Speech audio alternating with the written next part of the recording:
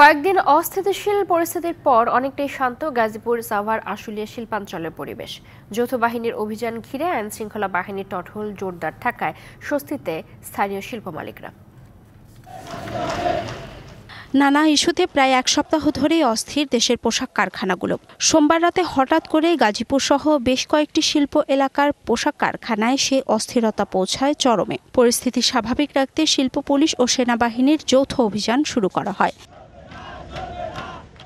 যৌথ বাহিনীর অভিযানে নিয়ন্ত্রণে আসে পরিস্থিতি। মঙ্গলবার সকাল থেকে শিল্পাঞ্চলের প্রায় সব কারখানায় চালু হয় উৎপাদন। কারখানাগুলোর সামনে বাড়ানো হয়েছে নিরাপত্তা কর্মী। ফ্যাক্টরি বন্ধ হয়ে গেলে একটা মালিকের ক্ষতি না, আমাদের দেশের ক্ষতি, আমাদের ওয়ার্কার সকলের ক্ষতি। আমাদের এখন আন্দোলন থেকে বিরত থাকা উচিত, আন্দোলন সাপোর্টটা না করাই ভালো। নিজ উদ্যোগে অতিরিক্ত নিরাপত্তা ব্যবস্থা নিয়েছেন কারখানা মালিকরা। সামনের দিনে পরিস্থিতি স্বাভাবিক থাকবে বলেই আশা তাদের। যেহেতু আমরা একটা আনস্টেবল কন্ডিশনে আছি, কেউই সেটা পছন্দ করছে না, কারণ দিন শেষে তারা বিজনেসম্যান। এই যে আমরা আন্দোলনগুলো করছি, এটার ইফেক্টটা পড়বে এখনও যদি আমরা বুঝতে না পারি, যদি আমরা ঠিক না হতে পারি, তাহলে আমাদের ইফেক্টটা পড়বে ঠিক 3-4 মাস পরে।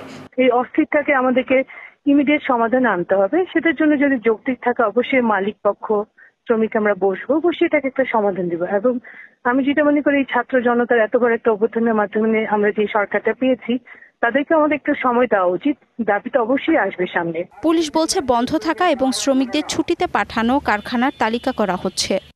বিভিন্ন স্থানে যৌথ পেট্রোল অব্যাহত হচ্ছে। একটা ফ্যাক্টরিতে নিজেদের ম্যানেজমেন্টের সাথে বনিমারা না হয়, ছুটি দিয়ে এই আমরা সবাই একসাথে কাজ করতেছি। শিল্পাঞ্চলের পরিবেশ স্বাভাবিক রাখতে বিভিন্ন সড়কে টহল দিচ্ছেন সেনাবাহিনী, শিল্প পুলিশ ও বিজিবির সদস্যরা। Arghamitra Tarafdar, DBC news desk.